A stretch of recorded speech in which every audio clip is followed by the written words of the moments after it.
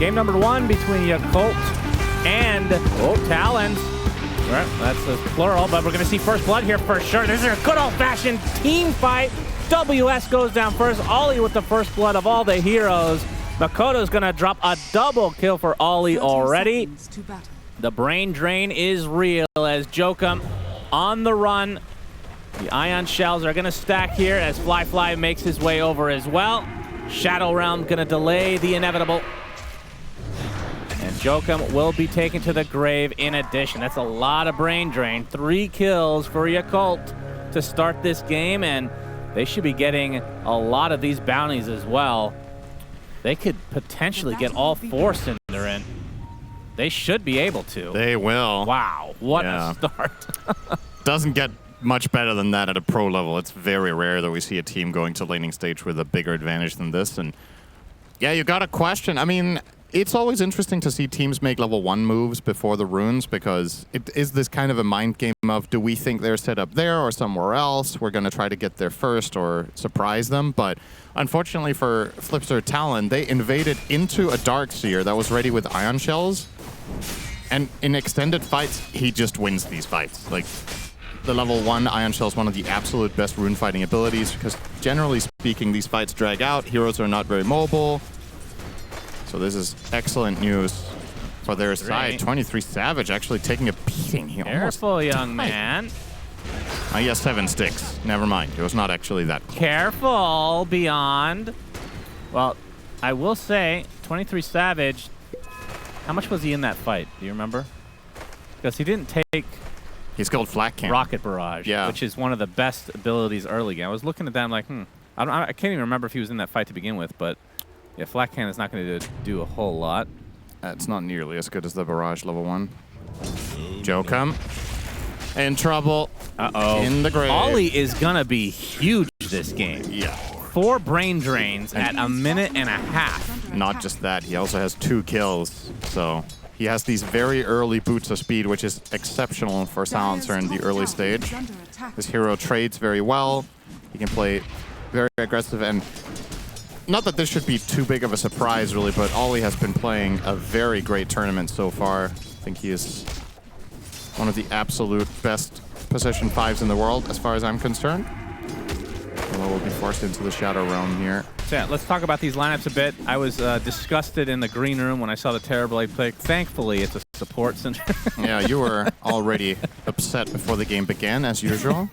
A great person to be around in the morning. I'm not a morning person either, Shannon, but at the very least, I try to be nice to be around. Well, I would say I'm not a anything person. I feel the like moment they picked Terrorblade, he actually started throwing plates around in the green room. Yeah, very accurate. He picked up stuff. He took his coffee. He spat it on the table. On the table? Yeah. Interesting. Yeah. Yeah, you didn't want to move. I see. That does track, actually. Yep. Thought it made it a believable story. But yeah, what do you think of the TB support this game? I'm not so sure. I'm actually really surprised I didn't pick Magnus, because that was available in that slot, and Boboka's looked insane on that hero, but perhaps they're trying to grab some additional stuff. Maybe they were worried about picking Mag when the enemy had Shaman. I don't necessarily think that's a problem, but this could just be one of those things where they're expanding their hero pools to be more difficult to draft against and not get too pigeonholed themselves. We see teams do this, where you try to... If you get into the habit of picking the same heroes all the time, even though you're winning, eventually when you do get figured out and you lose, your backlog might not necessarily be the best. Also wanted to quickly touch upon the mid lane. This is a lane we've seen a couple of times now. The Dragon Knight versus Ember. Very DK favored lane. So far so good for Emo though. He's actually pretty much drawing with Mikoto right now. And the bottom lane, Fly on top of the Magnus. Mr. WS will Jokum trying to fight back. No way. He has a chance here. Trying to use the Brambles to his advantage, but you can see he's resigned to his death here. Only a matter of time now. And Jokum should be able to clean him up. Okay. Unless he turns around and runs away, but eventually does end up with a double kill. And this lane is disastrous. Yeah. 6-1 advantage for Yakult. Ollie. The brain drains will continue. 6 already, so he's been involved in every single kill thus far. About the mid lane, the panel was talking about the choice of DK. They don't necessarily love it, but of course the lane matchup against Ember was good. Misery was like, why not pick Shaker?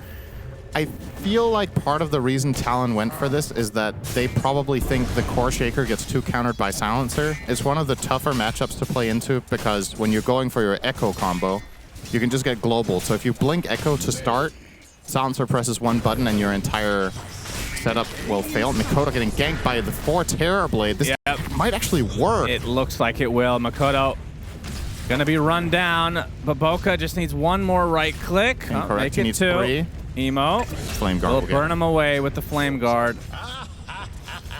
This is just looking quite rough early on for Talon. Yakult are, based on their series yesterday as well against Gaming, I was talking about this in the pre-show, I think they just look really good. And they seem to be leveling up. It's obviously also easier to look good when you get the entrance into the laning stage that they did, where you get 3 kills and 4 bounties. You know, you better win your lanes. So definitely no time, or not time to panic just yet if you're a Talon or a Talon fan, but it's definitely not the type of start you're hoping for. Your side lanes are going quite well though. The Darkseer is only half the CS of Gyro, and your Magnus is keeping up decently, but he's getting pressured again. WS will be forced to skewer here. He's going to take the bear with him though. So Fly, another kill to his name. Ollie was actually in range for that, so yet another brain drain. This lane matchup is extremely difficult for Magnus to play when Ursa gets phase boots. Because as soon as he's on top of you, he can just phase through you. Yeah. And you can't skewer away to safety. You bring him with you. He tried his very best to find an angle there, WS, but Fly wouldn't let him. 5-0 Ursa minute 6. Yeah. It's last time we saw this, it was Satanic playing it, and he just took over the game. Fly also played an Ursa yesterday against Game, and I believe he went 17-0. Really? In that game, yep. 17-0. Yeah, I think he was 17-0 in 3 or 5 or something like this. That's how I remember it. He completely popped off. I think it's so fascinating. Bunch of rocket barrages. Now the Shackle to come. Baboka, though, coming in. It's off the meta. The Ion Shell's activated onto both heroes as 23 Savage does have to be a bit careful as Cuckoo.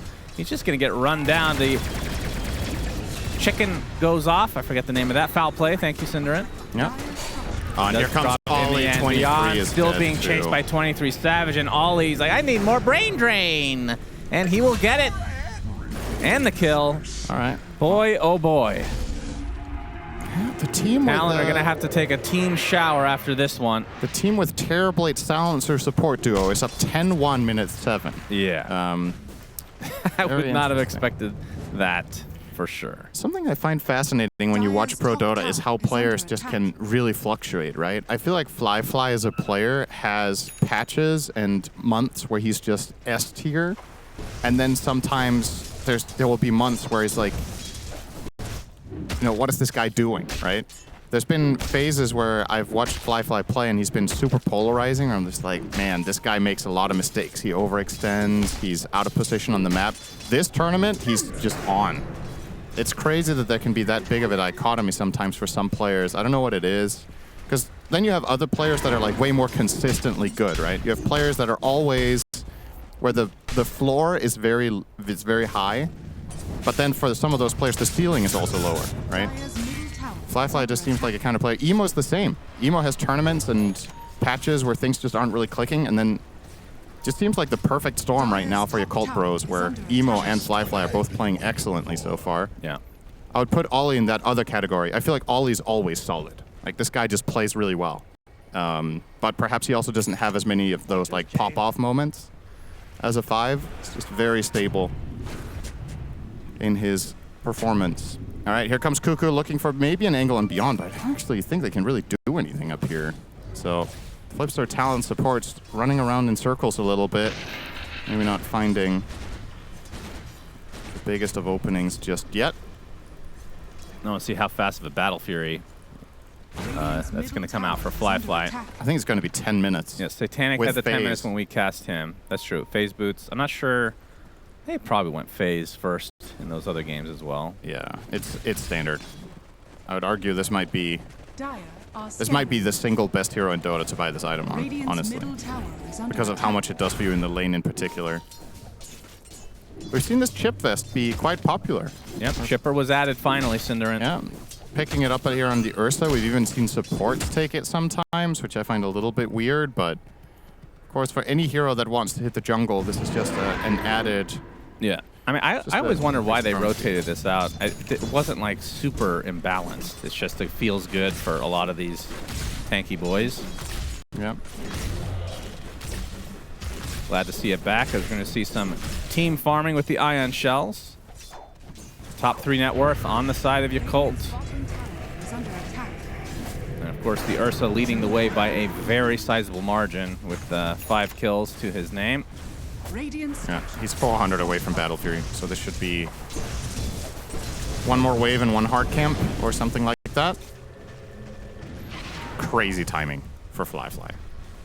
And we didn't talk too much about the core-to-core matchups. They're going to be bottom, and they're going to use all that they have onto Makoto in that dragon form is going to be just destroyed.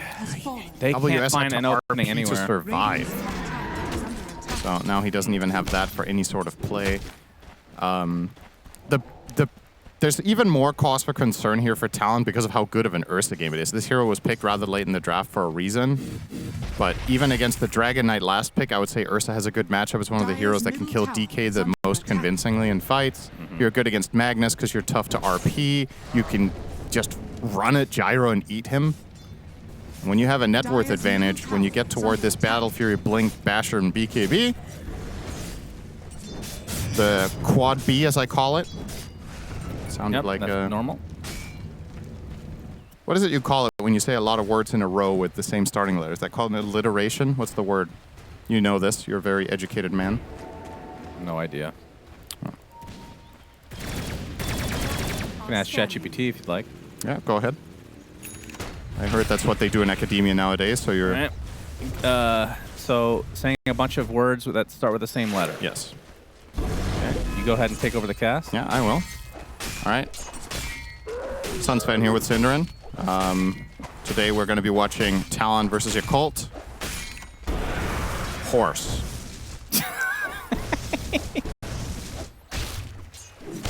You have to be me now. I am. Oh, great. My contribution to every cast is just... Yeah, it is alliteration. Alliteration, all right. Yeah, you were right. All right. Good job, Cinderin. Thank you. You know English better than me. Yeah, we've established that many years ago. Very true. But you know life better than me, Shannon. Yep, I do enjoy life. That's why I say, oh yeah, every chance I get. And of course, emo complain smoked about up Terrorblade. with Yakult. I mean, who doesn't? Yeah. Now, the question is, for Talon's perspective... When do you do anything? Yeah, you have to do something about the Ursa. I feel like he's just going to snowball too much. He already is. Surely there's... Okay, the Blink Dagger is certainly a start. But Blink into what? What's the damage right now? I feel like they are certainly lacking in that department. They have tons of disables, but not a lot of damage. I mean, maybe you have to wait until Gyro gets his at least Crystallis before you look to fight, but the worrisome thing here is you picked a lineup that on paper really wants to fight right now. Like Gyro wants to accelerate and join fights that Magnus is setting up. You want to use your team fight ultis from your supports, but it's hard to envision a fight that goes well for Talon where they don't outnumber. Because if they match, let's say you get into some sort of 3v3, 4v4 situation, there's going to be a global silence, and that really counters your lineup super hard right now. Whatever you initiate, Shadow Shaman hates that matchup. You can't get your shackles going. Magnus can't full-on RP skewer combo if the silencer is fast enough. So it is very difficult. They will try for a smoke now, though, which is good to see. See if they can find a target here. Darkseer would definitely not be the best one. Okay, has Crimson Guard now. Yeah. I mean, this could have been one of those situations where you don't go for the blinks. You just turtle. Yeah. And you farm because Yakult, I mean, I know you brought up game and they won both games in 30 minutes, but pretty much, I mean, there's a bunch of teams, including Yakult, that have had a lot of trouble finishing games. They don't really have building hitters. I mean, the Terrorblade is a support. Yeah. Ursa, not the most traditional building hitter. So could have been a bunker down situation for Talon where they just try to get to their power spike because their late game is pretty crazy. I think the reason you're worried about going down that path is that if you start being too greedy against a team that has Darkseer and Ember, they're just gonna run around the map and kill you nonstop. They're gonna find the gyrocopter. Fly jumps right on top of 23. Easy kill. It's as simple as that right now for Fly. Has the Battle Fury and Blink. Ollie has 10 stolen int, minute 14. He needs to get his shard ASAP. This is a rarity in pro Dota that Silencer's this involved. 4-0 and 5.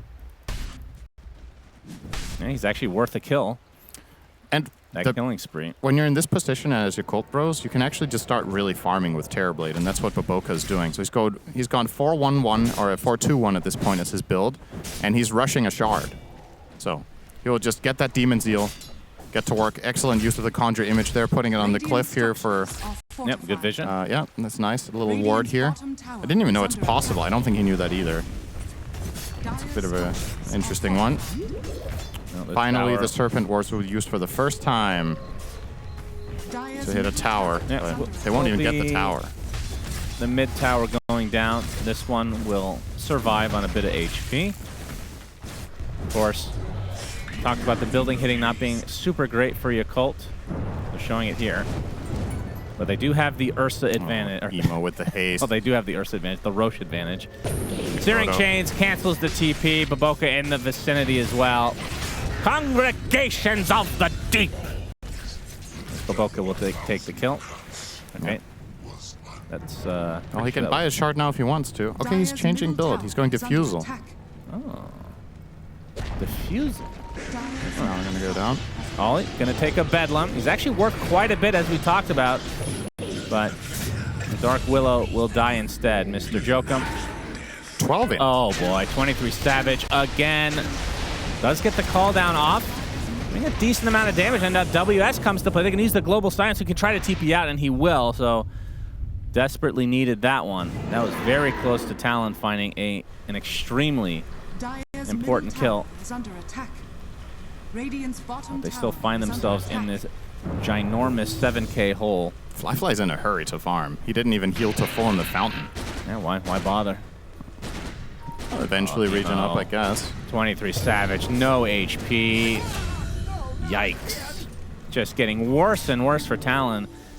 Feels like it didn't happen yesterday, but the day before, similar vibes where Talon in the first game just did not show up at all. That's why we got that shower meme. Yesterday it was in the third game that they got that's crushed. True. Too much showering could be a problem as well. They get the skewer into the RP. Oh, he dodges it. Emo, very nicely done. They get the silencer, worth a decent amount of gold, but it is going to cost them dearly. 2 more dead for Talon. And Fly, it's just a matter of when do you want to kill Roche, because it's his choice. Yep. The answer is now. Probably going to let Emo tank this a bit for the shield run. And Yakult, I mean, they're talked about them demolishing Game In yesterday. They are continuing with the momentum here in Game 1 for sure. And I have to say, Ursa has looked amazing in basically every game we've seen him. Yeah. This hero's good. I mean, what's changed though since the patch? Or is it? The carries got nerfed. That's all there is to it? Not necessarily all there is. There's generally a little bit more depth than that, but that's the easy and fast answer that is absolutely a part of it, is that some of the true S-tier carries of the last patch, like let's say TA and HS Prophet, etc. TA is still up there, but like there's been a couple of the other carries that got nerfed. Some of the support matchups got nerfed as well. I would say overall, in general, 739 has had more nerfs than buffs. Would you agree with that? Yes, I think so. Which, by extension, then means if you're any of the unnerfed heroes, you got buffed. Right. And Ursa, one of the beneficiaries, without a doubt. Possible Ursa was actually better in the last patch than a lot of people to give me credit for. It's always a possibility. Dakota will TP out here. Just getting no basher yet for Fly, opting for the BKB first. Radiant's bottom tower is under attack. Yeah, just have utter map control here on Yakult. Now, it doesn't take Skewer already used. a degree in rocket science to figure out where the heroes have to be. Process of elimination. You have so much information on the side of Yakult, so you know where the heroes are. It's just a matter of running down there. WS in the meantime. Looks like he'll be uncontested in the camp here. He's going to buy Yules, which is one of the best items in the game against Ursa, because it has full duration during Enrage. One of the very few things in Dota that is not affected by status resistance. Oh, Mikoto. Oh my god, he's actually just going to run him down in his base. In his own base. Goodbye. Fly continuing to absolutely slap around a Talon in any way that he sees fit. Oh, Cuckoo. All right, he runs into the bear. We'll get the Hex off, though. Fly, thinking about it. Shackle now. Reinforcements are on the way, though. Talon will have to back away. I have to say, I'm starting to worry about whether a shower will be enough with this one. Yep, you might need a jacuzzi. Now, what's an upgraded shower? Trip to the water park in the break. You got 15 minutes if there's one nearby. Very quickly, all together, go down the slide in a conga line. That's a good team building experience. Yep. Dire's middle tower is under attack. 2.5 minutes on the Aegis as the tier 2s in the mid and bottom remain right now. Surge is this? It feels like for the side of Yakult, you're just non-stop ramping up, and you're getting all the items that will allow you to inevitably win the game and avoid any risks in your team fight. Your Darkseer almost has a pipe. We talked about Ursa going BKB first. Sanjin Yasha almost completed now for Emo and the Ember. Baboka will get a shard for free now. He was queuing that up, so now he can go Yasha instead. And they will have another carry eventually in this game as well now, as Baboka is now eclipsing the farm of the enemy Dragon Knight Dire are scanning. by virtue of getting the shard for free. This is starting to approach ridiculous territory. And for Flipster Talon, it's so easy to look terrible in this game state. It's like you just got crushed in the lanes, you lost the level 1 fight, nothing is working out in the first 10 minutes. I genuinely think it's so hard for them to find a successful play that I don't even blame them for having 2 kills. Like, it's just really, really difficult. But at the same time, I would rather see them take some risky moves, and then if they fail, so be it, go next. Yeah. Than just get, you know, bled out. There's bleeding very slowly over time. Only getting worse from here. If you don't take any initiative, I don't think you're hitting a timing. That's the problem. You're not like getting to, hell yeah, now we have this item. We're so much stronger than before. Every time that happens, there's more on your Colt. Yeah. Oh, there's no Aegis item. expiring in 40 seconds. I feel like they can still just get this tier 2 for free either way. Yeah. That's all the outer towers taken out. And with all this map control, Yakult can just wait for the second Rosh and attempt to go high ground. I mean, like we talked about, not the best building hitting, so that'll provide Talon an opportunity to do something, but by then your deficit is going to grow even more. It's going to be 18 to 20K at that point. At least. I think you're gaining at least 500 gold per minute on the enemy team right now as your Colt if you just farm the map effectively. You have control of about half, if not 2/3 of the enemy jungle, and you have your entire own jungle. I think if they wanted to, they could play this way more effectively. Have Baboka farm the entirety. Like, look at the map right now. All of the Radiant side is free to farm. They could just send a guy down there. You can clear all of that up while the rest of them retain map control as 4 heroes. But there's definitely room for, I would say, improvement in the efficiency department. Then it's just a matter of, do you think that is worth what you gain? Let's say you gain 200 more gold per minute by playing in that fashion, but you are giving Talon a little bit more of an opportunity to find a play. Maybe they feel like that's not worth it. The most important thing in this game is to never slip up. Then you effectively can't lose. It's the only way is that you make a mistake and get caught out. Talon playing great is not enough anymore.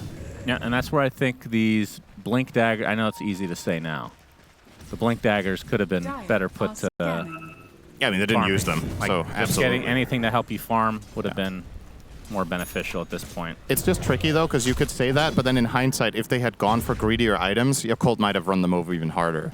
Because then without the blinks, maybe you couldn't have dodged a couple of ganks, or they would have been more eager to just chase you more aggressively. Like, it works as a little bit of a deterrent when you have fighting items.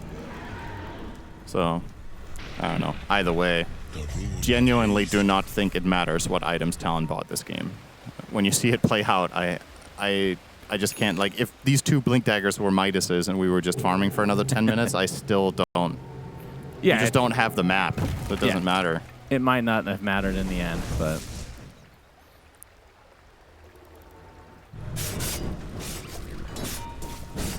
Yeah, I think we are just waiting for the next Roche. As I say that, 23 Savage, all he's doing is trying to farm Emo. He has to BKB to live here. He might not even live. He will not. BKB charge expended, WS, skewers an illusion. Skewers himself. True. Searing Chains in the base, and Yakult just reminding them that we are in control right now. Just in case you forgot. And they're going to poke at the high ground without the Aegis, forcing out the fortification. And the Boca and Company going to amalgamate to the bot lane now with a Metamorphosis. And this is going to be the tower at the very least. Funnily enough, this game could be a little bit of a morale booster potentially for a team like Gaming Gladiators. Yeah, true. Because when they got absolutely smashed yesterday, they were probably down in the dumps about that. But then you wake up to see this. You're like, okay, Yakult are probably on fire. We might not need to make as big of adjustments as we might have thought. Mikoto. Yeah, it's not me, it's you. Yep, that's right. Mikoto bashed up. Okay. And Terrorize not going to be in time. Lane racks down. 21-2. This, I always wondered when you're a team getting just stomped like this to this degree. It has to be so demoralizing, and it has to be, in some ways, I don't know. If it feels like you just call GG. Like, what's the mindset here? It's actually an interesting question because I think some teams are much better at dealing with this than others. I think championship teams sometimes even lose games like this. And then what matters the most is recognizing the fact that, all right, we dropped the ball and not being too, how to say, result-oriented in the sense of how you got crushed, but rather understanding, all right, what were the adjustments we needed to make to avoid this happening again? And you can easily get into your head too much about, wow, we're playing like shit today. We got owned 21-2. We have no gold. We had no map control. We lost all our lanes. But if you want to take this all the way back to minute 0, if you avoid the level 1 fight already, that is a much better starting point. Everything came crashing down in the first 5 minutes, honestly, of this game. And the really good teams will just, chalk it up to that. We fucked up. It happens. And then you go next game, and it's about the mental fortitude. Here. They want the bear. Yule's on top of him. He's already used his Enrage inside of the Serpent Wars, but a big vac wall onto basically everyone for Talon. RP onto 2, but it's not going to matter. GG's called, and mercifully, Talon taken out. Took a while, 27 minutes. Felt like that was literally over before the horn rang. Can we get a 23 Savage on course? I'll say this much. This game will be better for them than the last game. Now that's a really bold prediction. It's basically impossible almost to get bodied harder than they did in game 1. But Yakult with a draft that I personally love. I'm a big fan of Dawnbreaker, and I think she's going to be a better hero this patch than the previous one. To very quickly summarize what happened to her, her innate now gives her more damage during the day and more vision during the day. And it scales down from peaking at the beginning to being worse and worse until nighttime. So what that does mean is when you start the laning stage, you'll have 25% more max damage. Pretty hype. Yeah, you love to see it. And she's using the Star Surge facet, which is the one that gives you and your teammates attack speed every time you use Starbreaker. That is interesting because we've almost only seen the other one. Yes, so I'm excited to see that one. It felt pretty underwhelming to me in the last patch, but they did change it so that I believe if you get interrupted, it still goes off, which I guess wasn't the case before. Yep. Great for Slardar, of course. Yeah, absolutely. And Terrorblade. Pretty cool idea from Beyond. We'll see. On the side of Talon, panel talked about it. TA is... So Jenkins thinks this hero might be a bit overrated right now. I'm going to hold my judgment. I know it definitely wasn't in the last patch. Everybody with their wits about them could say that, or could see that TA was bonkers. She still is being given a lot of priority. First picked, first banned in majority of games. The Timbersaw, however, could also really take over this game. So definitely there's more bright points here for Talon that you can envision giving them a good game. And on top of all of that, they're actually going to get off to a normal laning stage, as it seems. Yeah, no kills. Already a good start for Talon in this game number 2. They want to forget about game 1. Panel talked about that's not a game that you could really learn too much from, other than to not feed before the 0-minute mark, which is toxic to say out loud. Don't do that.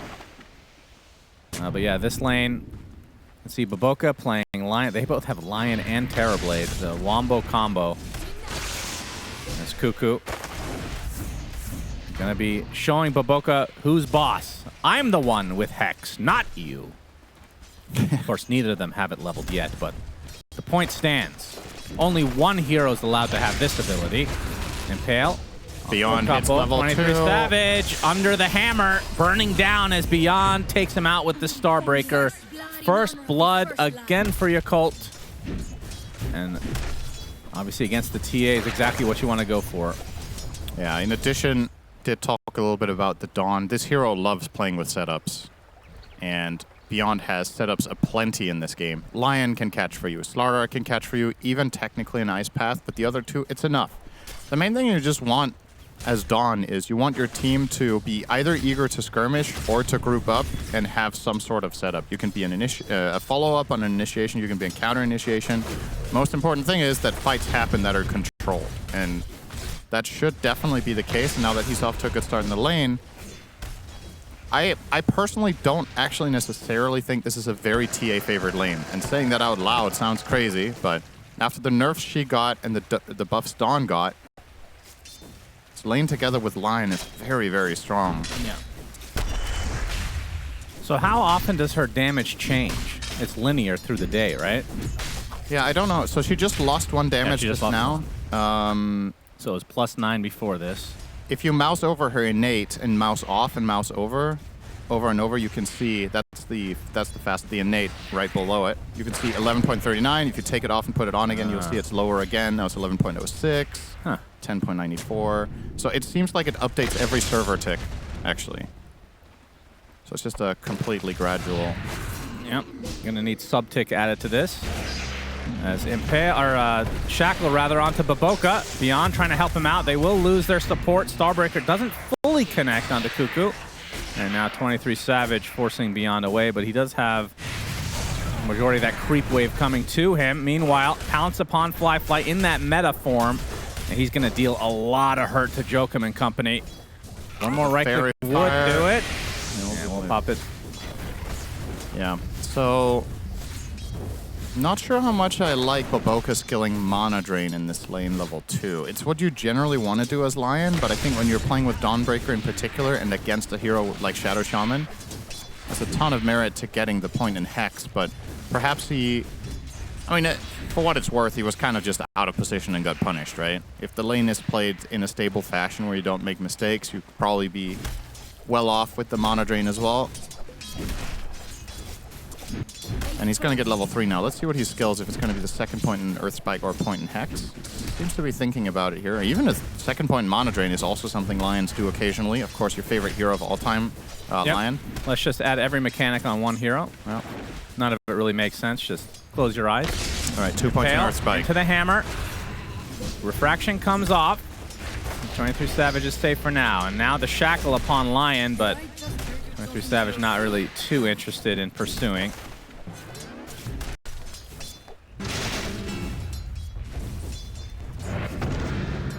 So, Slardar versus the old Pango mid. Very even so far. Yeah. I think Slardar would have a pretty good lane in general against this. I thought Emo would be winning by a bit. I would agree with that, but Mikoto, an excellent Pango player. And he's actually drawing the lane. Do you only go 1 in Bash here? Yeah, I think this is the standard thing is to max out Crush for sure. But yeah, perhaps against Pango, the other route could be explored a bit more. And keep in mind, Mikoto is drawing this lane in spite of not having double shield crash. He's tying the lane with Thunderbolt. Yeah, true. Emo kind of has to go back to base here. Use the fairy fire. Getting active, crushes. Right. Into nothing. They were trying to scare him away with a swashbuckler or something, but there was no reinforcements, as we can see. And there's the corrosive haze. Yeah, haze is insane this game. It's really good for Dawn. It's really good for Terrorblade. Yeah.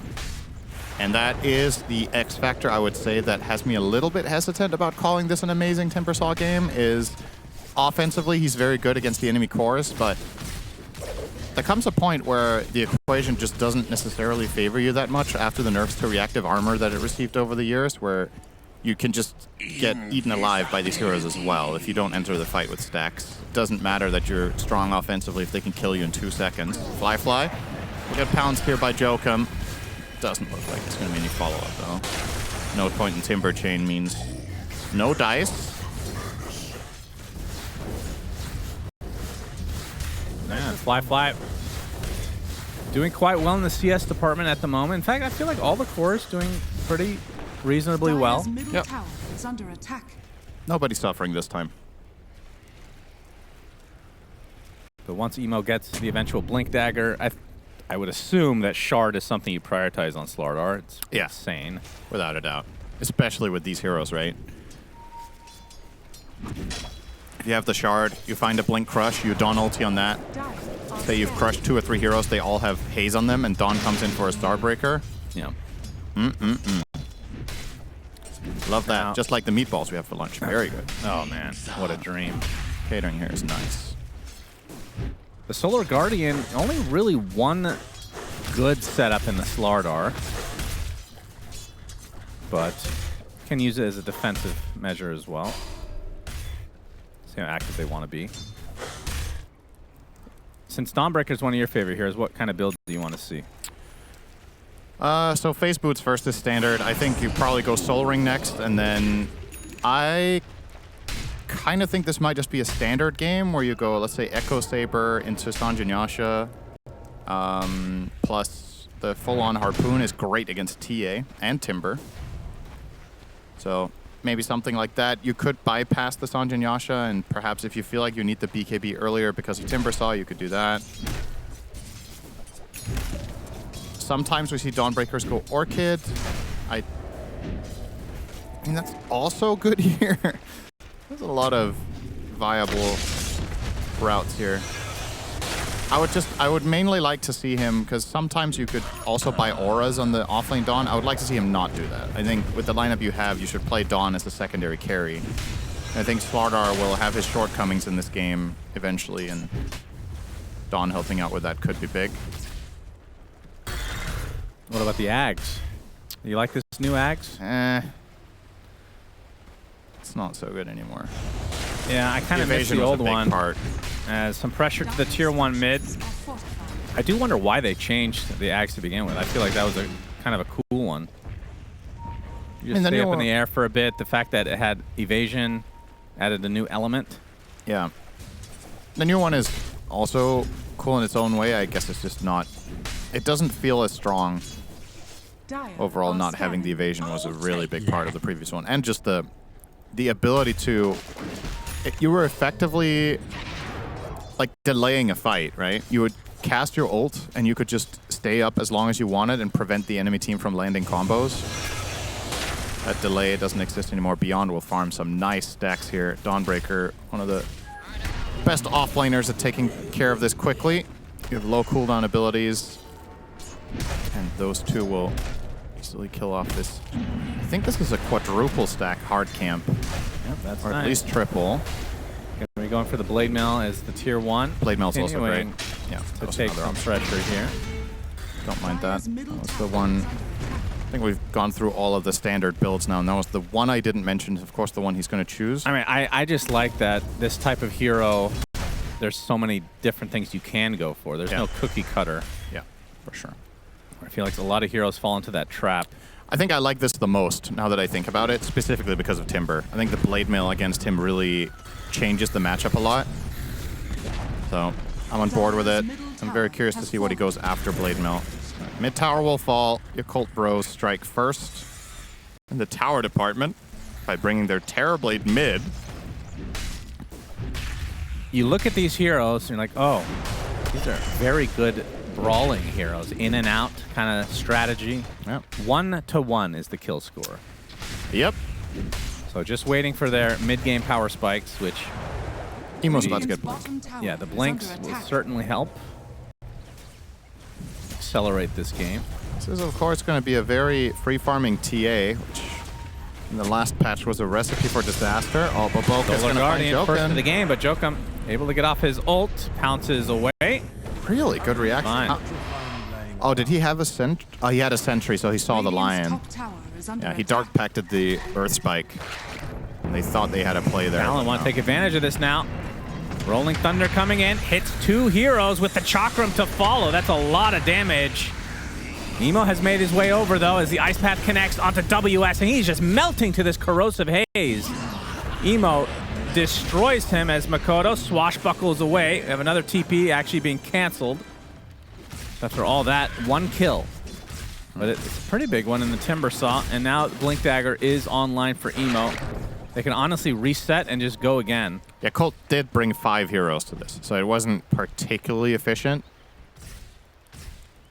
But they do defend their tower as well as their Dawnbreaker, but that cost them a lot of resources while TA was farming. So she's starting to create a bit more distance. Yeah, they don't want Slark. No. Much too difficult. Pango's Makoto, though, catch. that's a juicy one. Impale with the crush, Ice Path to follow.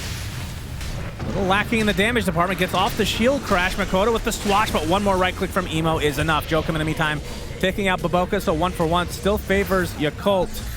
Although the Jakiro will die next, so mid laner for both supports. Radiant's top tower is under attack. Emo will be happy with that at least. Yeah, Dire's I don't think bottom Talon mind tower too is under much. attack. They get their supports involved. The Slark is almost level 7 now.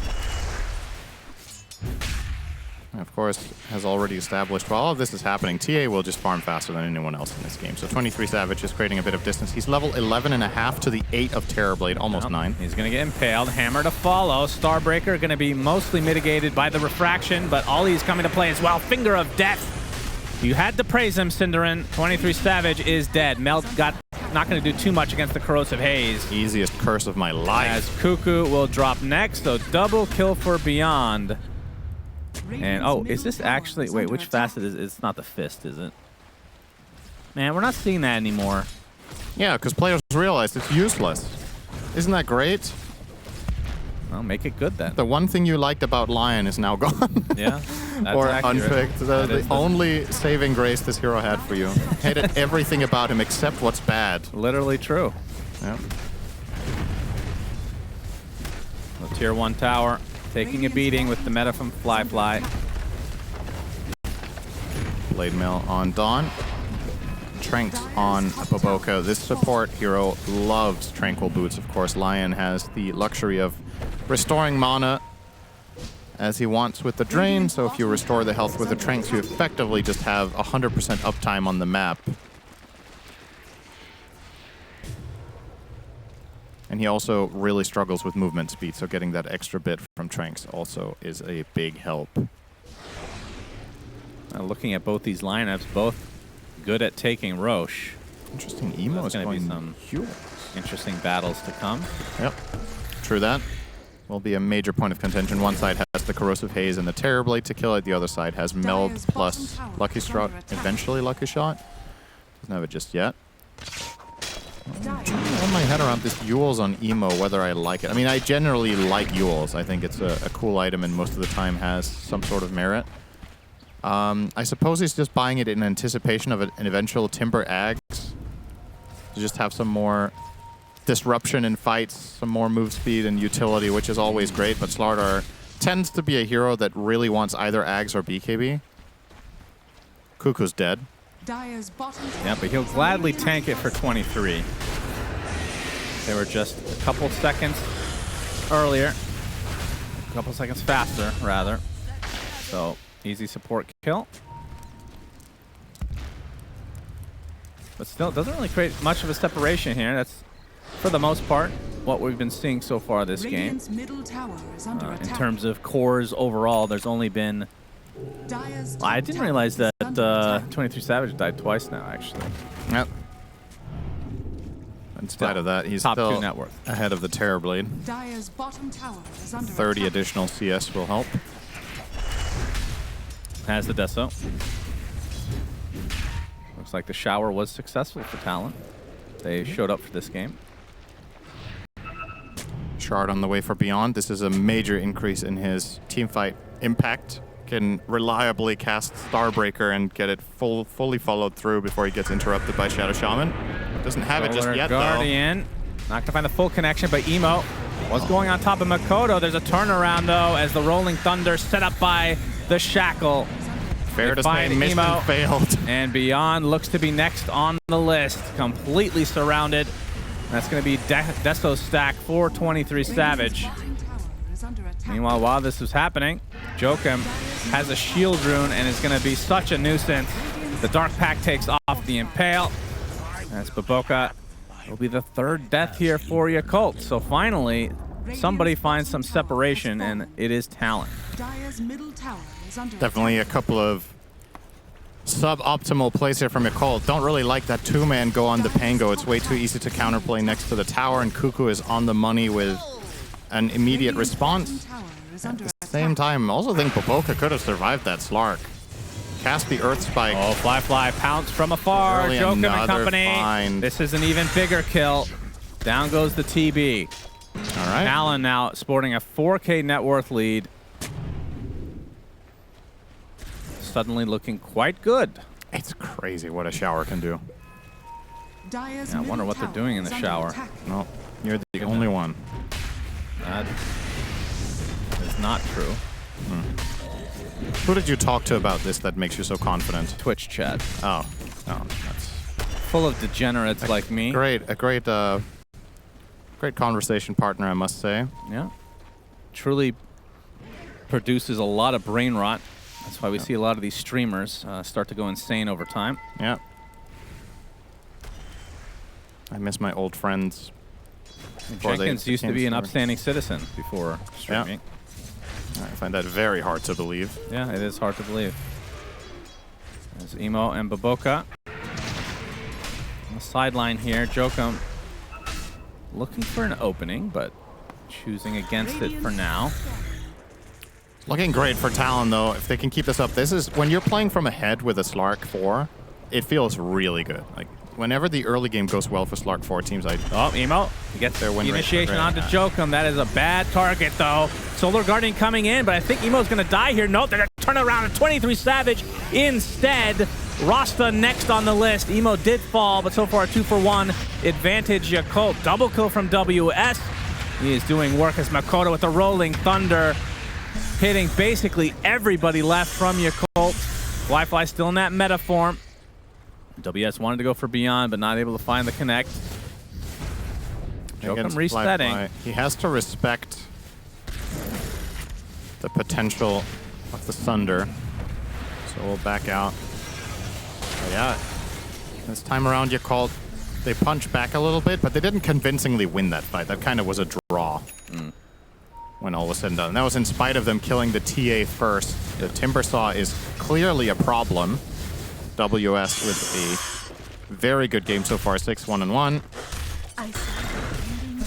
Going for a Lotus Rush to make Lion's life miserable, to remove the Corrosive Haze, to remove Jakiro stuff, to block Sunder. Talk about a good Lotus game. Yeah. Counters everything. Finally now a Blink for Baboka. This has probably been his worst game that we've cast. And it's not like he's played an awful game, but generally just seems to really stand out.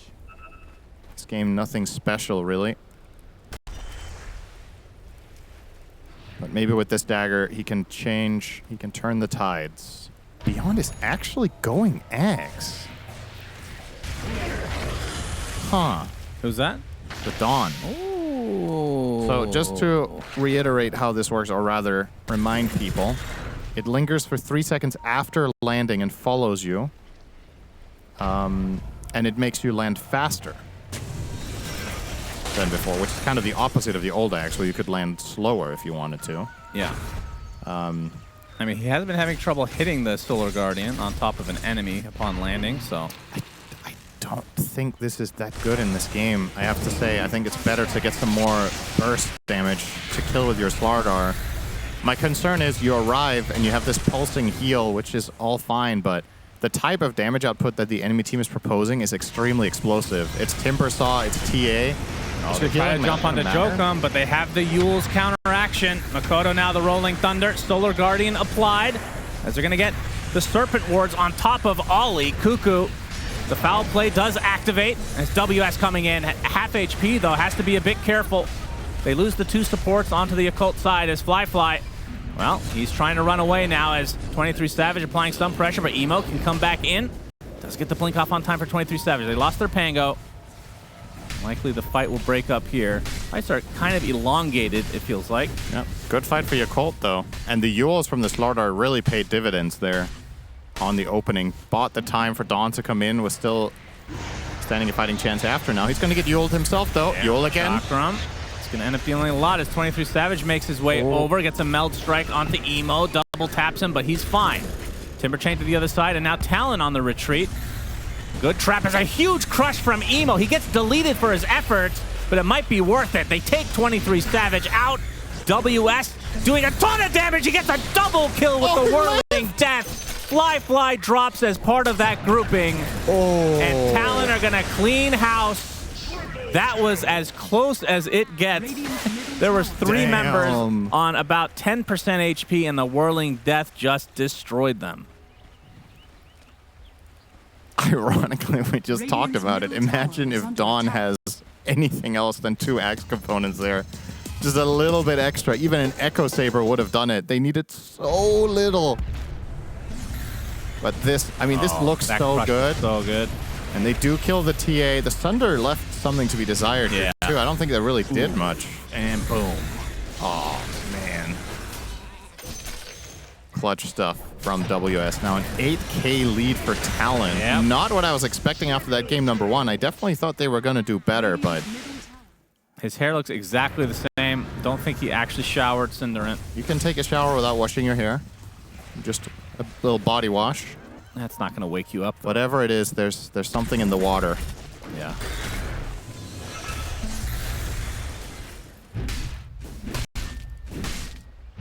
Pretty damn massive lead for Talon. So Yakult now on the back foot, despite having this really aggressive lineup. Yeah. I'm sure they'll still try to poke, but I feel like the Slark is the main issue. He has been disrupting a lot of these initiations. Just not a good target to go for. This feels like a hero that just wins when it's ahead.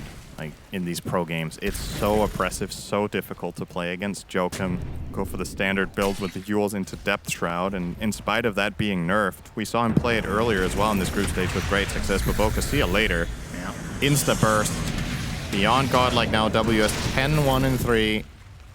And I believe he has something on the way on the courier here. That's a dagger. God, they have such insane timing now. Dagger on him, BKB on TA. And into the Roche pit they go. Yep.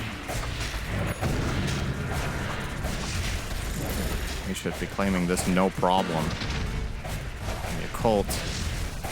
Yakult caught in this awkward limbo where you're not only 7k behind, but you also have these like Ags components that are, so your net worth is not even valuable. You have these like unfinished items. The Dawn will finally get hers now, so that'll be a bit of an upgrade, but Emo is far off of anything right now. Has the Yules, and then missing 1,500 for his Aghanims. Well, Beyond has his Ags. We'll see how much impact this has. I mean, even if it was the old Ags, it wouldn't have that much. I mean, the evasion is nice against TA, but that's kind of about it. Radiant's middle tower is under attack. Yeah, this is one of those items that's either going to be... Well, you're struggling to find the positives, I guess, but... Yeah, I'm just not a believer. It's not that I don't think the Axe is ever good. I would value it a lot higher in a game where the enemy team does slow damage, because then you get the value out of the heal. You get to turn fights around and arrive and be strong, but if somebody gets blink hexed and then timber and TA'd, nobody lives. It doesn't even matter that you have the Axe then. Whereas let's say you had a damage item and you play for the glass half full way of thinking where you initiate, you could actually find burst kills with your Dawn. Let's see now, though. They're on to 23. Rolling Thunder initiation. Solar Guardian is coming. Okay, they get the Starbreaker on 22 Savage. He is melting. He, of course, has the Aegis. BKB wearing off. Beyond will finish the job. All they lose is the Lion so far. Well, I say that as Ollie drops to the deck, so both supports down, and the mass TP Exodus. One canceled on the Dawnbreaker. So Beyond, oh, gets a nice Starbreaker, though. But won't be able to take anybody else with him. So in the end, a 3-for-1, if you want to include the Aegis. Yeah, I think that's good enough for Talon. They're going to take also the top tier 1 for this. You can see 23 Savage is just such a difficult kill. TA remains a monster. Jenkins thinks it's overrated, but when has that guy ever been right about anything? So, you know, can't wait to hear him defend himself on the panel about this. Yeah, it was that's my business partner, Cinderin. Yeah, of course. I keep calling him Cinderin and you Jenkins. It's a real issue. No, you don't call me Jenkins, which I appreciate, but you've called him Cinderin twice today. Cuckoo. Good sign for your... Gets the opening onto Baboka. Serpent Ward's definitely not needed, though. A little bit extra farm for Fly.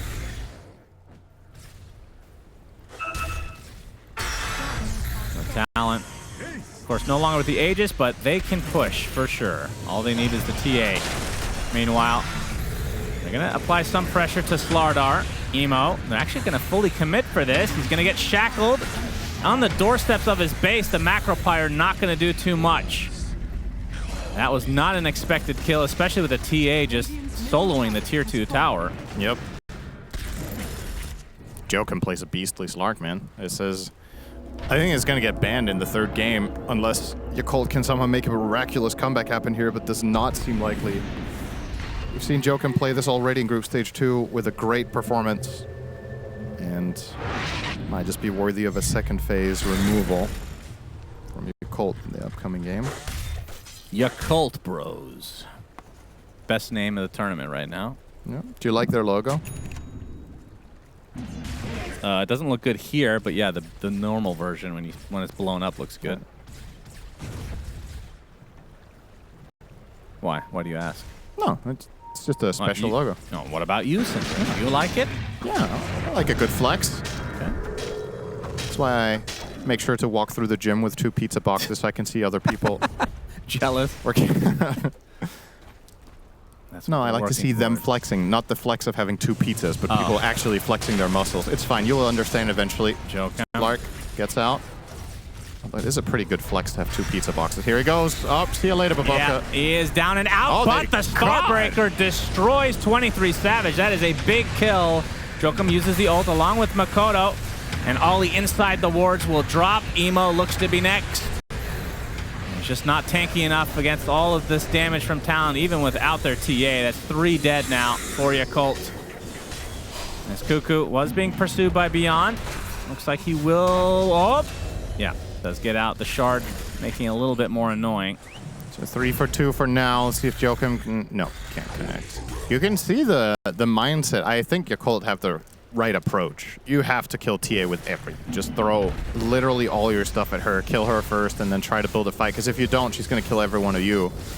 Didn't even get the BKB off there on 23 Savage, but yeah, there are other problems, but she's still the biggest one. You kind of have to deal with that issue first, and then if that goes well, you can build a fight after. If Emo gets a BKB, and the Terrorblade gets a BKB after the Skadi, so that the Mikoto Pango impact can be mitigated, things could get interesting. Oh, he actually gets found up here. Get the Impale off as well. Jokum, though, is going to focus on the Lion. The Crutch comes out. Makoto able to get his roll up, though. Does not have anything else at the disposal, and he will drop. Oh, shit. As a finger of death onto Jokum as well. And that's going to feel good, seeing that rat bastard die. Yeah, love that rat bastard. So a nice couple of pickups here for Yakult. Yeah, both kills for Fly. Should almost finish his Skadi. And then, as mentioned, BKBs on the menu should be next. At the very least, the Slardar really needs his. Dawn is also going to go for one next, so she's going to have that too. And honestly, what happened in the last few minutes has me a little bit hopeful for Yakult. Like, this 10k lead, or 12k as it is now, is not insurmountable when you think about how their lineup interacts. The minus armor plus the ridiculous physical damage. If you find initiations, you can kill heroes really fast. It's just a matter of execution, and what's been the main thorn in their side in the team fights has been Mikoto. The Rolling Thunder combo breaks them every single time. But now Dawn has BKB, so she will be able to stick. Slaughter has half of his, then he will be able to as well. As a matter of fact, the Dire lineup interacts very poorly with BKBs on the enemy team. So, with 2 or 3 BKBs and opening on 23, yeah, for sure. Could see them running away with a fight. The courier of Fly is dead, so his Scotty can't even be completed yet, but that's been done for a while. You get the free Tormentor as well. Ollie with the shard. All right, looking approachable for Yakult. As Talon, they're gonna smoke and look for an opening. Makoto's ult comes in, stun locking Emo. They find a Jakiro on the sideline as well, so 2 freebies for Talon. Yeah, Ollie poked his head out thinking about helping with an ice path, and they immediately just turn on him with the Pango. So another nice Rolling Thunder from Mikoto. Gonna work on Nullifier next. I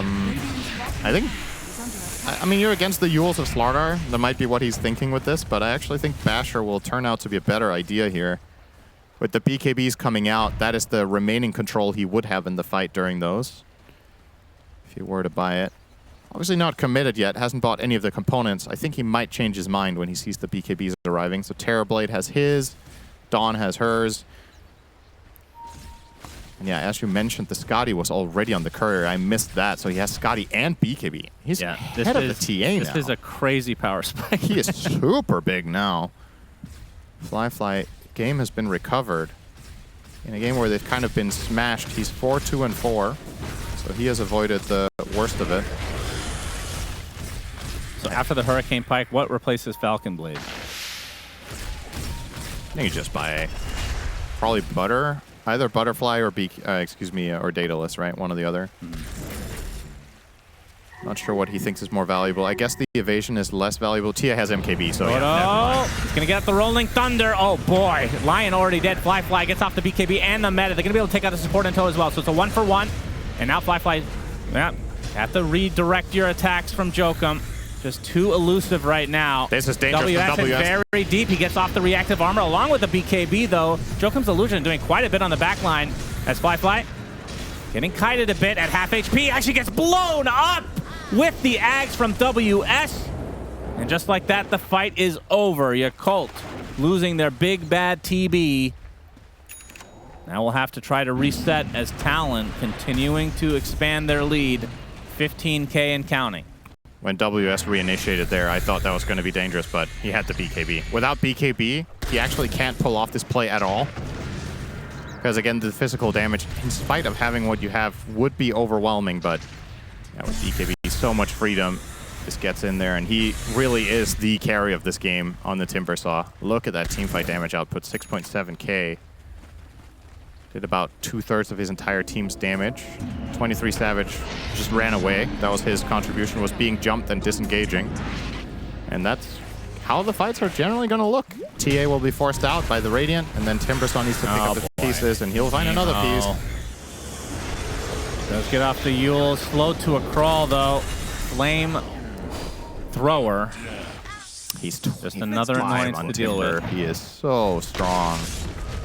Yeah, Emo, 3,100 gold right now, so can just finish this BKB shortly. That'll make a world of difference. But now you're facing such a large discrepancy of net worth that could be too late. And for Talon, they're not... I mean, how much more room to grow is there for Timber? He's hit close to his peak, it feels like. We'll be going for Refresher to replace the Arcane Boots.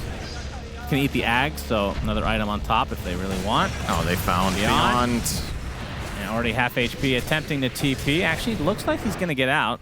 It's pretty tanky. But now the BKB down for a full minute and a half. Radiant's bottom tower We'll be is going under for attack. Nullifier. Not too far away from it, actually. That's going to be good against the Timber Ags, Shield Crash, and obviously any of the Yules or TA's Force Pipe. Staffs. Oh, and Ghost Scepter on Cuckoo. A lot to work with, actually. It's definitely a good item, but speaking of, Pango now has his. He did commit for it. Trying to defend here with the Macro Pyre, but 23 Savage will sidestep and continue going to work. I'll back off now. We've been talking up Yakult Bros, and based on their last 3 games, they haven't really been in this position for a while, but let's not forget, these guys are hard to break on defense. We've had multiple games where Yakult stick around forever until they eventually lose against Megas. This is the type of game that is not necessarily that easy to finish off for Talon. They have some decent high ground defense, but nothing super crazy. Yeah, they don't have any repositioning. They don't have the Skewer, for example, or a Toss. They have some long-range poke with Jakiro, but yeah, other than that, they just have very scary physical burst. That's going to remain a problem. Another Nullifier here on Slark. Joke him. okay. They want to get rid of these Ghost Scepters for the sake of their TA. Emo gonna be the recipient of another Rolling Thunder. Starbreaker available for Beyond. Gets it onto 2. Solar Guardian continue to heal Emo, but just too much burst damage. And now Beyond has to run away. It's WS with that Aghanim Scepter about to blow up. And now the tier 3 will fall. 23 Savage repositioning. Has the Aegis, of course. And WS can get in very deep. Buyback from Emo. Gets off the Crush, but the BKB still active for WS. That's that long-range Timber chain.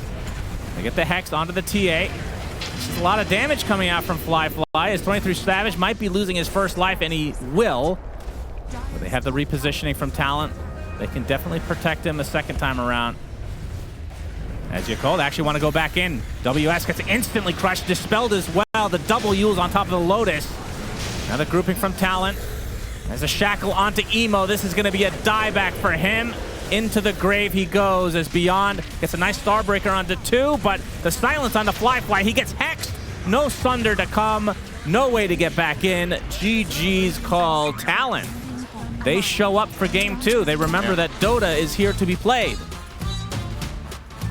Night and day from game 1 to 2. For this game cast by Cinderin.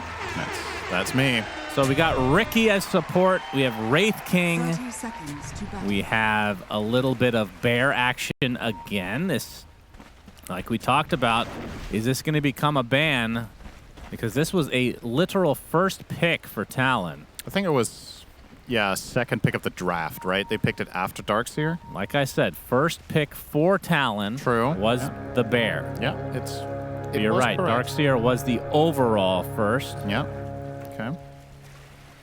The battle begins. Of course, Sinner here with Sunsfan, ready to cast game number 3 I mean, Ricky is... with Sunsfan. It's not quite a Slark. No. Different type of support, but the smokescreen, very annoying. Yeah, and when they pick this, they pick it as a flex, because they could also technically play mid on Emo. I would not say that's a hero I connect with him, but it is, of course, the possibility that you do have when you run it. Baboka, however, a true master of this hero. Doesn't have the dart any longer, Cinderin. That is true. It's been 2 years. If it's ever viable, he will be happy to play it. So, smokescreen with the shard, which we will see at some point this game, very good against supports that want to force staff their cores out of it. Not so great against cores that like to buy force staff, aka Hurricane Pike. Ursa's not one of them, of course. It's going to be extremely good against the snowball save. Blinking in and trying to snowball, something like that. That's not really a thing. You'd have to snowball across it and then pick them up on the way, which is a lot less reliable. Yeah, it's very good this game. See a lot of value. Of course, something interesting about this lane matchup. Generally speaking, Ricky cannot threaten Ursa too much in lane, but Ion Shell can offset that balance quite well. Since every time you Blink Strike in, you have that added damage with you constantly. And Baboka is actually taking a couple of CS away from Beyond. They were just not sure what the idea was there. He was just taking CS that Beyond already had on lock. No, he's used to playing carry Ricky in pubs. Just muscle memory, Cinder, no big deal. Now, is BKB enough for Ursula against the smokescreen, or do you have to go for an MKB into like the extreme late game if we get to that point? Generally speaking, BKB should be enough, probably. It's not really the Ursa that I'm most worried about down the stretch. I'm more so worried about the thing you talked about with Tusk and Crystal Maiden, I think. Could really struggle to get the job done. Now, I want to talk a bit about the curveball as well. Yeah, I was going to say the same thing. He went curveball onto Emo. Trying to wrap my head around what the rationale is here. The thing you're giving up is the waning rift pull or push, depending on what you want to do with it. Yeah. That is a good facet, though, to sacrifice. So, well, look at that. You can harass and get the rune all in one. Yeah, I'm trying to think if there's some specific part of the enemy matchup that he's looking for to have this against. It's like, maybe it's good so against much farther. Tusk. Yeah, the distance. Maybe, I mean, maybe it's just the distance. I mean, the orb is just better than the other Yeah. one. It's just flat better. Yeah. So it's about whether you want that to be upgraded or you're waning rift. I'm actually a little bit surprised that we don't see this more often, if anything. I feel like when I mean, you have to be good with angles, obviously, but a lot of these puck players, I feel like, have that down pat. But these high-level players can really take advantage of the curveball. Because the orb goes faster, it goes farther, and obviously it's vector target, so you can choose where it ends. I don't know. I'm not sure why it's not taken more often. I mean, to be fair, you make more mistakes with it, though, for sure. Yeah, I mean, there's also just a lot of value to the push/pull. The two facets are just both very good. And in this case, he is valuing the pace. Perhaps the logic is that he's anticipating a lot of chasing sequences. So when you're playing with Ricky and Darkseer, you really want to be able to move great distances very quickly, which I could definitely see that becoming a big part of the game. The main reason I was thinking about the curving aspect is if you're playing against something like, in a similar vein, the enemy heroes are pretty fast, right? Tusk, Kunkka, and Ursa want to hunt. Getting that extra distance and being able to play across cliffs in an easier fashion might be interesting. I don't know, we'll see. Let's see if he gets a cool play off of it, or it won't matter.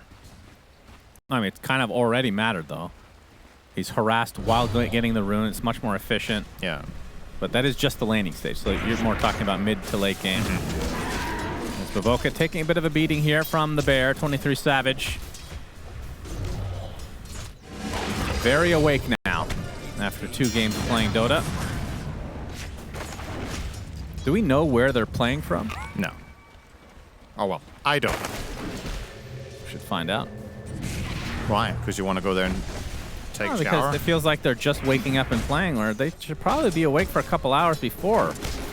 And the location matters for this because... As Jokum taken out, Ollie takes first blood. What do you mean the location matters? Not. Like, which European country are they in? Does that matter that much for the time? I'm not following what you're getting at here. Okay, I guess that's kind of true. Like, everything is within the same time zone, plus minus literally 1 hour. I'm just used to being in the U.S. where it's very large and in charge. Right. You know? So, no, you're right. I'll concede that to you. Oh, that's a rarity. Generally really want to fight for being wrong.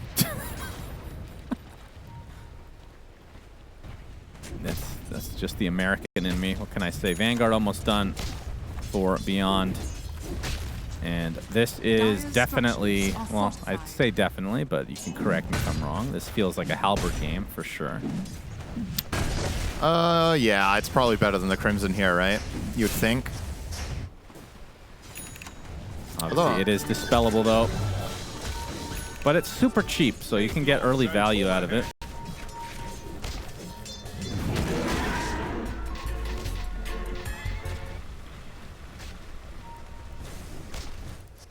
And once you get, I mean, it feels like it has a spike in strength later in the game once the BKBs are super low as well. Yeah. We'll see. He's going to get the arcanes first, which is very standard, of course. Dire's middle tower. WS, big damage. WS looks He's to be dead. Try to heal up a Fly little bit. continuing. Oh, we actually find some distance. Yes. Wraith Fire Blast in 2, won't need it. The TP was canceled from Emo. I don't know if that was him or because he was TPing literally right in front of Makoto. Looks like the X was used. Yeah. Probably what it was. Wasn't needed for that anyway, so Yep. Radiant are scanning. won't be too upset. Torment, excuse me. Yep, Torment Wisdom time. Let's go to Tormentor minute Radiant's 7, middle everyone. tower is under attack. Just, it's, you know, you've told me the value of being early. I try to, you call me a min-maxer. I try to be on time, but not 3 minutes early when it comes to stuff. I try to really be there just But on you're... Okay, I will say... Being this, 13 minutes early for Tormentor is an overkill. This event, you've been much better. You've been on time. Putting in an effort.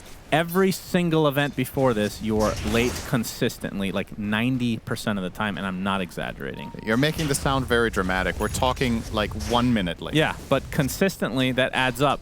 That's how many hours of my life I've been waiting for you. Piece of absolute garbage. To be honest, the majority of the time it doesn't even matter because you're not leaving. It doesn't. Exactly It's on still time. rude. It's still very rude. I'll concede that point. Knife onto WS. He's gonna be able to walk away. Level 5 right now. That's Baboka. He's gonna get gone on level 4 right now. Tricks of the trade ends up ruining the combo onto the Kunkka. So he gets away as a result. So that's nice. I think if you ask most people, they would not think that I'm punctual between the two of us, and it's the opposite. Yeah, you're definitely more punctual than I am. That's always been something I've struggled with. Yeah, it's not. the Honestly, only thing. ever since growing up, I was always... I mean, this has been a thing for as long as I can remember. When I was biking to school, I would try to like get there just on time, and some days I would just be like three minutes. In high school, I would be late to class, you know? I would just be there, like... Yeah, what's wrong with you? Always been an issue. I don't know, man. It's a choice. You know that. Yeah, if it makes you feel any better, I want you to know that me being like 2 minutes late to whatever we're doing is not because I don't respect your time. It's just because I'm an idiot. And that's, No. you know, That's very nice of you to say. It might make you feel better that it's not you, it's me, okay? Yeah, this is 100% a me problem. It's just a dysfunction in your brain. Yeah, plenty of those. Yeah, we've been going over those. Added to the pile. Jeez. Radiant's Baboka top will tower be is taking under advantage of the attack. Ion Shell here to farm neutral camps. Of course, this is one of the luxuries that Darkseer has, is he can enable his support to jungle. Pretty much the only hero that can do this in this fashion. Yeah. So they will very nicely in tandem here find an early level 6 on the Ricky, has it minute 9. It's very early for this hero, generally struggles a bit Radiant's with middle getting tower there, is but of under course, attack. when you have the DS, you can do exactly this. It's been a quiet game so far for Flipster Talon. They're going to try to make a move now. Big rotation, top bringing 3 additional heroes. And Beyond is who they have in their sights. He has a skill point Volley ready from for the a wall. north. They're not going to go. They call off the Yeah, play. This they is a get big scanned. waste of time. The scan shows them as well, so it ends up being the correct move. Yep. And Looks Emo. like Emo might also be fine here. Dire's middle tower is under attack. Not going to get the power rune. They cover both of those instead, get Makoto and amp damage, but no bottle. So They attempt a kill onto 23 Savage top. That does not work out. Although now. Baboka, he is super fast. Under attack. 23 Savage is dead. You can see the Ion Shell being put to good use, and even more good use with Baboka in that neutral camp, which was stacked. So I love getting this some good pairing of gold. heroes. What's that? I love this pairing of heroes. Yeah. Like I love to play both heroes myself as well, and you combo these together, it just elevates both heroes so much to run them in the same lane. Makoto onto Beyond will get the X mark, but Oh, the smoke screen make that a little bit more difficult. Does get it off in time though. And they get the Frostbite on top. The Wheel of Wonder not going to have any use. Great they get the snowball. snowball from all 3. Beyond trying to get out. The Coil doing quite a bit, but they do lose their Darkseer as Emo has to back away, even though there's so many low members here. Joker might be taken out as Cuckoo goes down to the rotation of Fly. See the illusory orb will be used to take out Jokum. So 2 for 2. Pretty interesting fight. Radiant's bottom tower is under attack. Very close to ruining that combo on the Kunkka with the smoke screen, but Mikoto had good spacing there. I mean, without that, they definitely do not kill Darkseer. Yeah. Something to keep in mind about how you cast your spells here on Mikoto. I think you want to make sure that when you X-Mark, you instantly Ghost Ship, just in case of a smokescreen counterplay.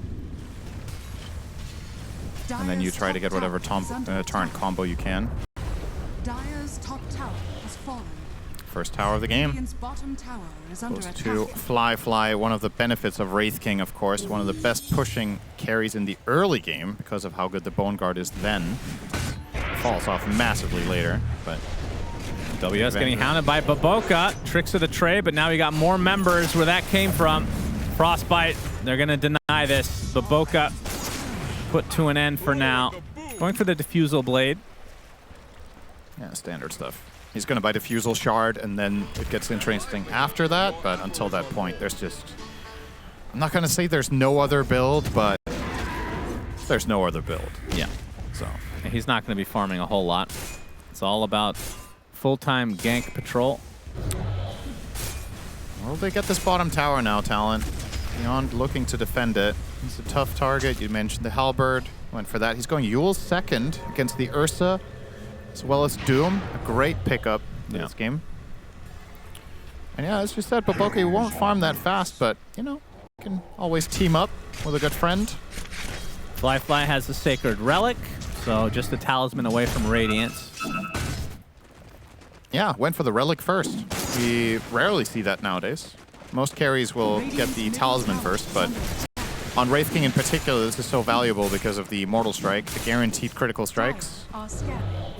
As you move from camp to camp, this does impact your farming speed quite a lot, and the evasion is also less important for you because most of the time you're not a target in the early game. People don't gank you because of your ult. Which, of course, is not leveled. I'm guessing he's holding a point. Yeah, that's standard stuff.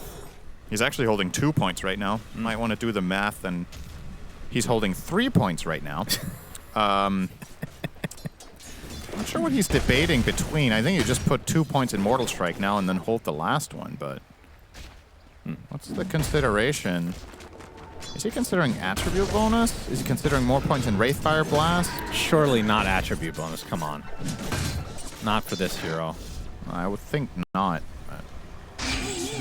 Coil from Emo. Immediately snapped, but here comes Baboka with a smoke screen. Tusk able to get the other side. Tricks of the trade, not quite enough. Snowball. Retribution. Baboka, okay, the box does save him for the time being. They take out the Ringmaster. And Baboka will get out of dodge as Emo being chased by the bear. WS thinking about joining the fight as well. Beyond, though, in the meantime, being chased as apparently 23 Savage does kill off Emo. And they can find the Torrent connection into the Frostbite. The Vacuum not going to do too much along with the Halberd, but Beyond. Big kills. Taken to the Beyond. 3 for nothing.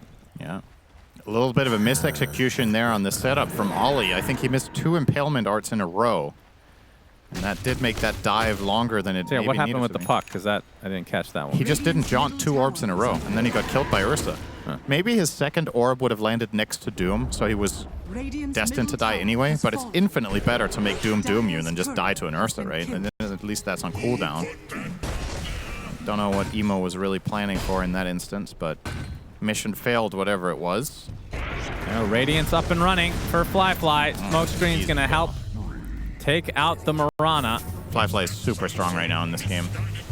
They're going to need him too, because on the side of Talon, Mikoto as well as 23 Savage having excellent games so far.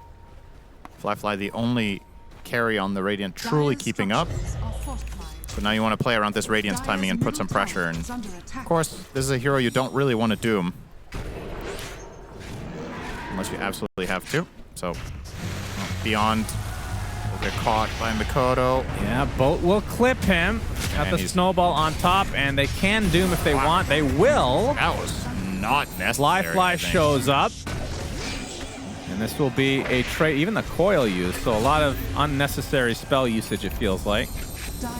The coil was definitely better than the Doom, I would argue. It's also a lower cooldown. Not having Doom for the next 2 He's been minutes, itching to use it. I've seen that before. Yeah. They don't use it for 25 minutes. Like, hey. It makes a really big difference when that's on cooldown for how Emo can play the game. Yeah, is this Lincoln's game? Has been killed. It's pretty good. Maybe you could get it after Blink. Fly secures a tower. We'll be going for the Blink Dagger himself, so just 100 away. Step lively now. Meanwhile, Sacred Relic almost there for Makoto, so gonna be the counter Radiance. Firefly just walked through a neutral camp and picked up some Madstone fragments. I wonder how many times on average that happens in a game, that pro players clear the camp but don't take the... Doesn't it fly to you? Not if you farm it from far enough away. If you get the killing blow with a spell or something, you might not be in range. It's also... I actually don't remember exactly how it works. Also about... I don't remember if there's like enemy interaction with it too, like if enemies are nearby. This inside. It's just such a non-thing most of the time, so you don't really think about it. Makoto. Fly blinks in. Good Onto wall. Makoto. Wall placed. Boat is coming, though. He's out of there. And that's going to give them the distance needed. So now another blink, this time for Emo. So they got the double blink on the side of Yakult. They really want to take advantage of these cooldowns now. No Doom. Yep. And no ship. There. Fly. Relentlessly Can't even get the right hunting. click off. Nice keep away from Talon, though. They're not giving any opportunities.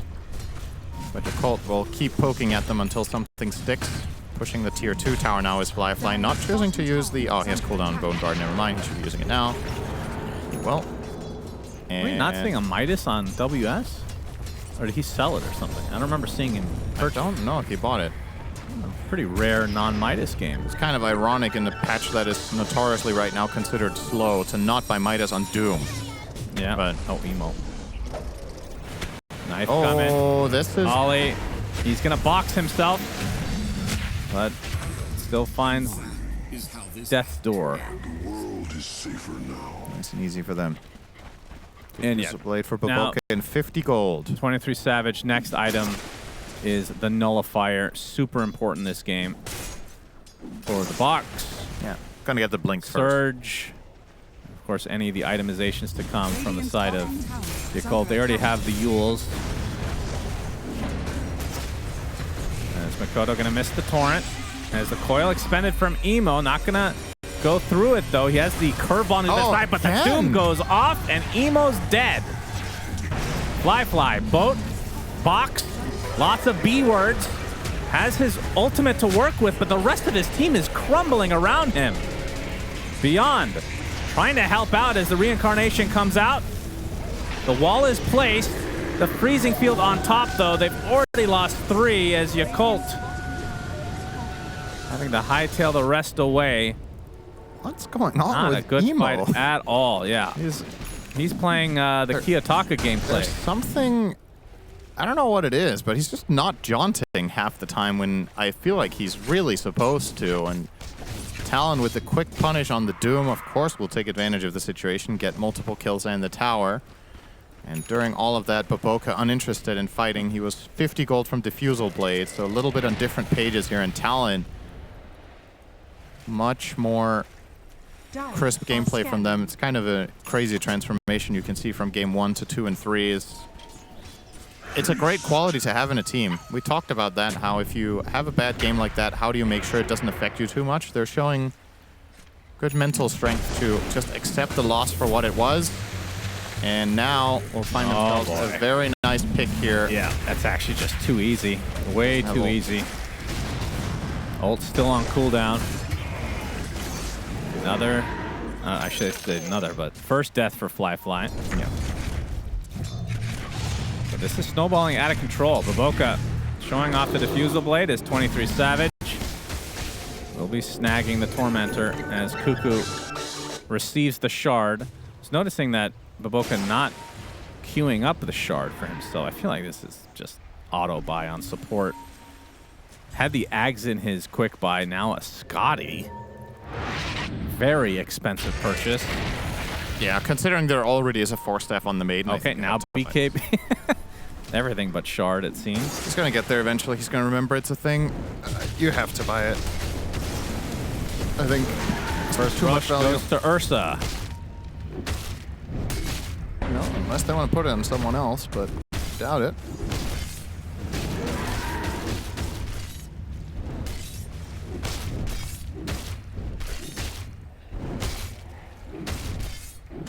23. I mean, this does, I don't know. Talon is such a weird team, man. They wake up, take a dump. Well, arguably they are taking a dump on. Yeah, I guess they were the toilet in that Yep. analogy, that really deep analogy, of course. Of course, that is your dream, to wake up one day and be a toilet. And I mean, the next two games, they just don't look like the same team at all. It's so weird. It's fascinating. Good thing they're playing BO3s. Yeah, very true. I mean, there's been teams before that'll occasionally, you know, that'll happen, obviously, but it's happened several times now. This is like third series this has happened, right? Yeah, if they get to the top 4 stage, might consider a warm-up game as a strategy. I would advise that. At least play like 12v12 or some custom game, whatever. Ability Arena, that's not going to help you out, but... And if the draft is a problem, you can always wake up and start with a game of chess, not with Jenkins' rules, of course. Oh boy, Frostbite, Doom, Emo, death number 3. Very costly deaths here. Yeah, and speaking of polarization, right? They have a bad game 1 and they recover nicely in game 2 and 3. Like, this game is just not it for Emo so far. Definitely. Could be worse. Not his best game. Yeah, of course. I mean, it's 3 deaths. It's not the end of the world, but it's not so much about the numbers. It's the ways in which he is getting caught out. Feel a little bit uncharacteristic what positions he gets himself into. It's almost too easy for the side of Talon. Considering this was he's a grandmaster puck player, expectations are always going to be high. 10k lead almost now. Getting off on the wrong foot. The good news for Yakult is Darkseer is one of those heroes that just can recover and turn the game around. But putting a lot of pressure on him after all now on Beyond. Oh yeah. And all is dead. Again. He shall perish. 3 minutes with the Aegis still. Oh, 23. Yep, he's going to be caught off guard. Smoke screen's there, but the BKB from 23 Savage still has his Enrage. Not able to find a kill, but at the very least he does not drop. Still sticking around. There's the coil, only onto 1. It's the Tusk, but they're going to jump back in is Talon. Life number 1 from the Wraith King. The Tusk getting super low, will drop along with 23 Savage. He's extremely low, gets the back wall off.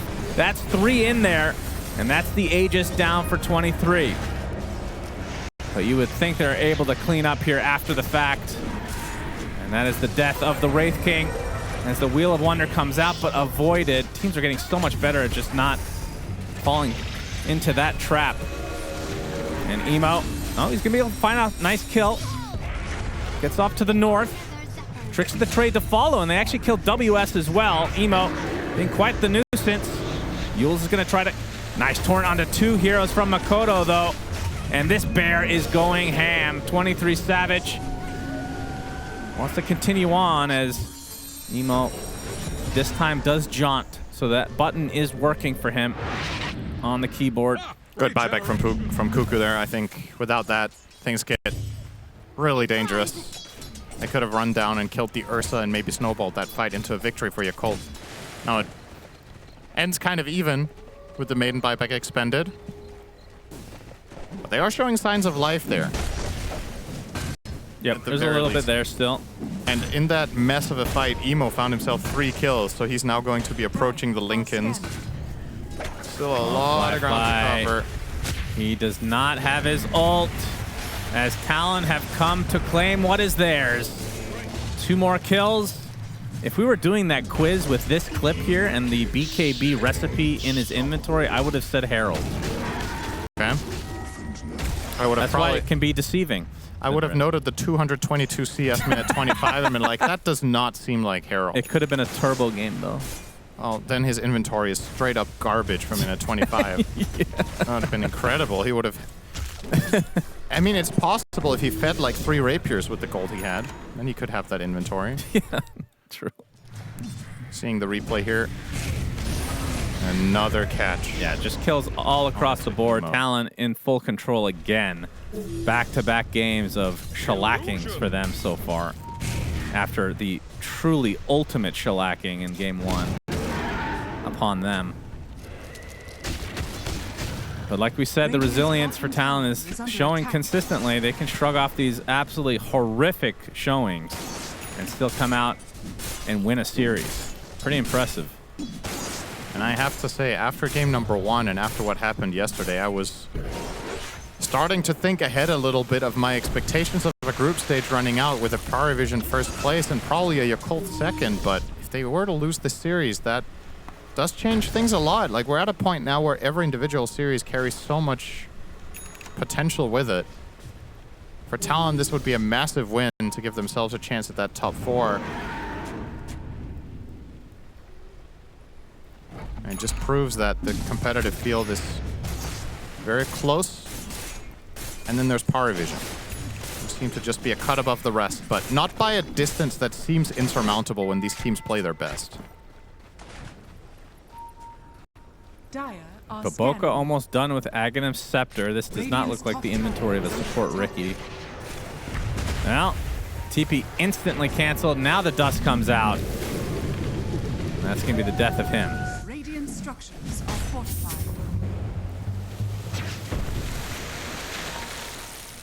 Not much to write home about for Yakult in this game number 3. Somehow, all their cores are more farm than Doom, though. I mean, I shouldn't say somehow. There's no Midas, like we talked about. Yeah. Radiant's top tower has fallen. I mean, this hero isn't inherently a super fast farmer, right? Devour is what makes the difference, but usually in current Dota, you generally max Scorched Earth first, or you always do, and then sometimes it's Infernal Blade over Devour, mostly even. So it is the Midas plus Devour combo that generally has you overtake multiple heroes. Well, he picks up his Boots of Bearing, so he is the Aura bot. Blinks in, dooms, and then has the pipe and boots. Blinks in, dooms, leaves. That's right. Yep. There's the Lincoln, so Emo has some defense now against the Doom.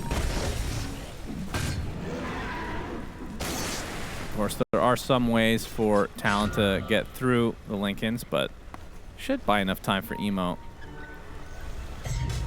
And they scan out, so they know, and this is actually really important for Yakult. They have to come out on top or at least even here. Fly spotted. Emo with a nice Waning Rift onto the CM. Beyond gets the double vac wall. Cuckoo on the outskirts is going to be taken up by Baboka, so that's the first deck. Boxed right now on top of the Wraith King.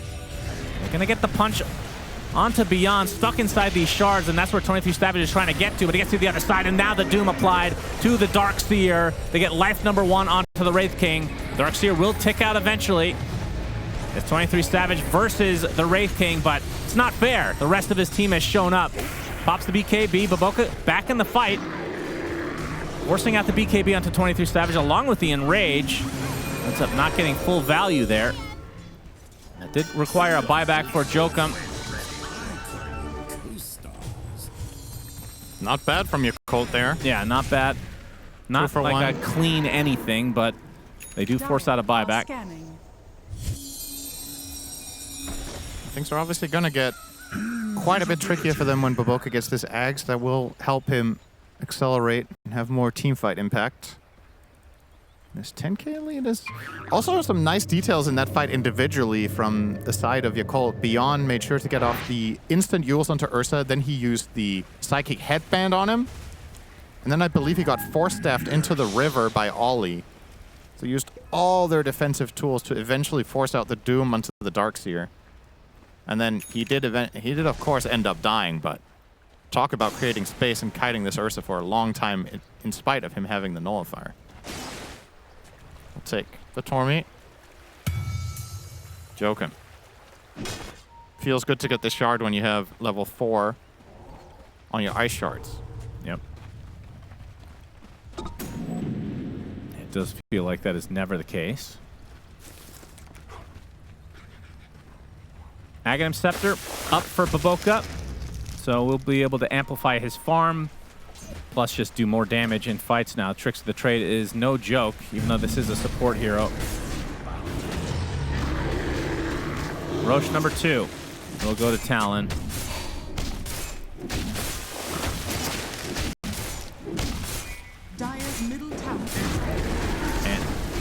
I'm still shocked. Baboka is opting for Nullifier next. Still no shard in his sights. And there's, I mean, Tormentor just died, so you can't get it for free here. Really interesting. You're playing against 2 Force Staffs between the Crystal Maiden and the Doom, you would think. No, he's going to be Orchided, brought back. Jokum there for the stun lock. Easy kill.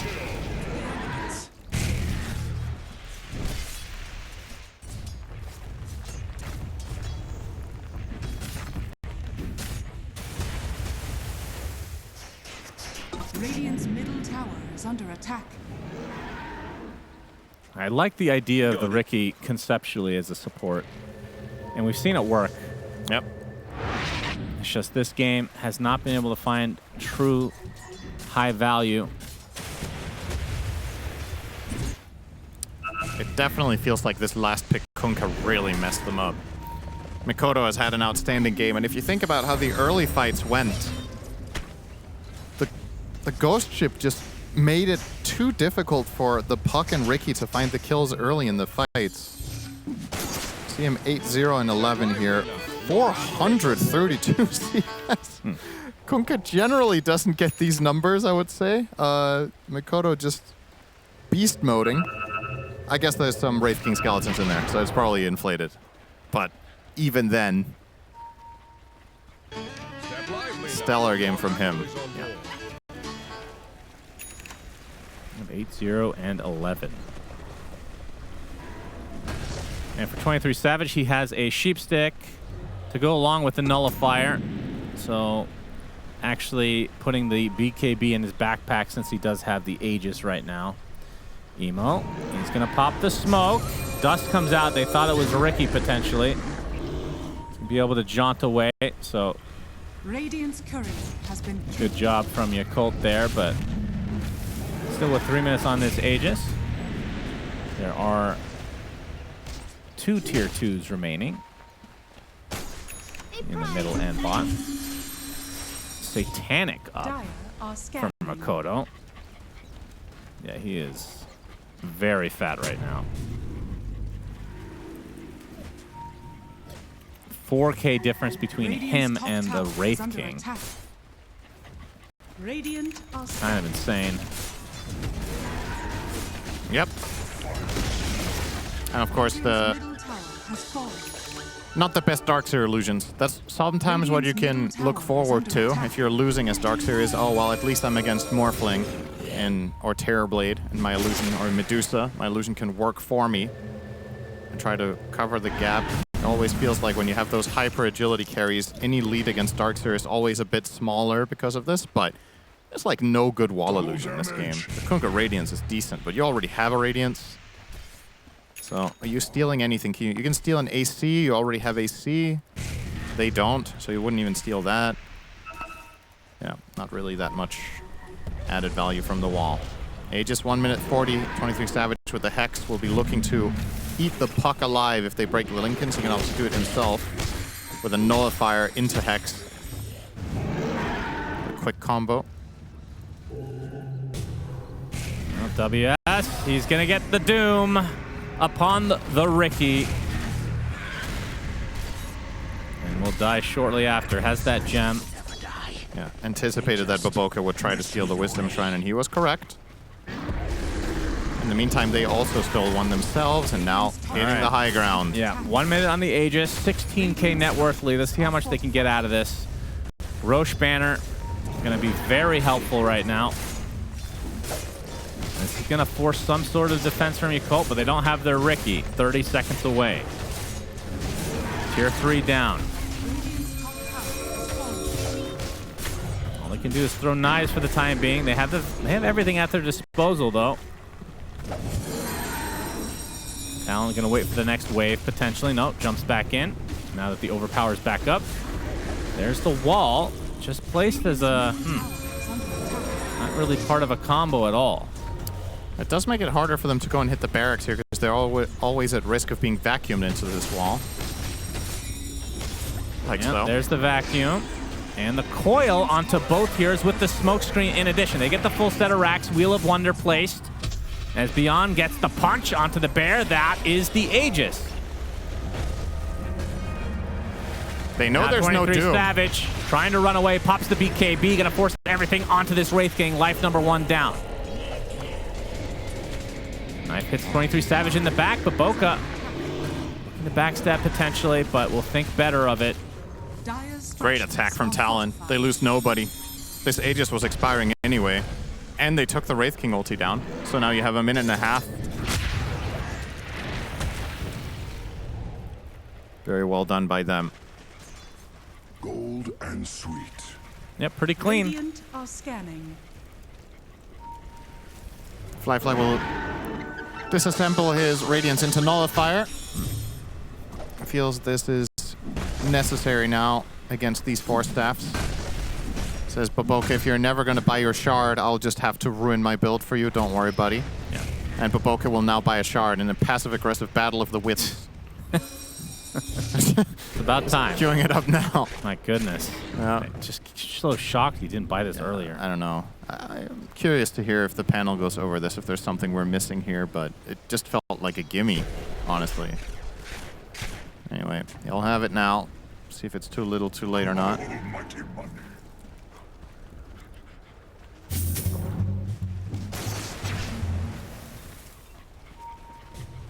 Emo with the Outworld staff. It's pretty good this game.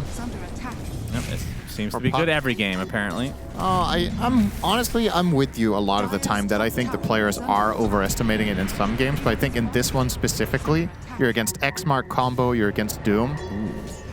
Oh, wow. What a spot. Nice disengage. In the meantime, Emo takes top tier 2 tower, so Okay. we'll make a little bit of progress, or I say he does. Yeah, no, he does. Or is it TP cancel? So it's down. Dire's top tower has fallen. They're all back in the base. Time to smoke up. Wraith King ulti at the ready. And Makoto gets the tier 2 by himself, but now the initiation right on top of him. He's going to pop the BKB, and here comes the bear as well. WS gets the Doom onto the Darkseer, out of the fight for now. Life number 1 of the Wraith King is out as 23 Savage getting kited a bit. The box, as well as the Jaunt, keeping him busy. Ollie eventually will die, but it does take a while. They do tick out that Darkseer with the Doom, so 2 for 1.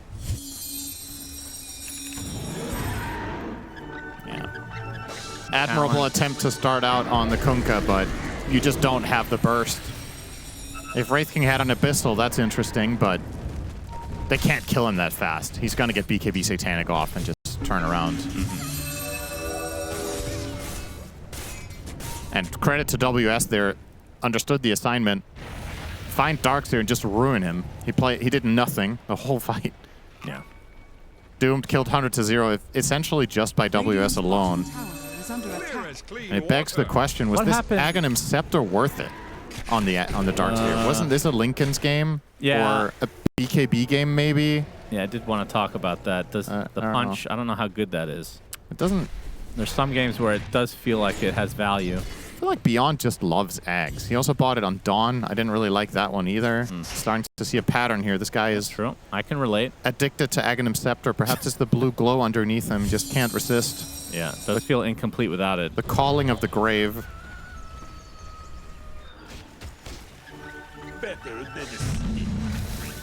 Well, next Roche.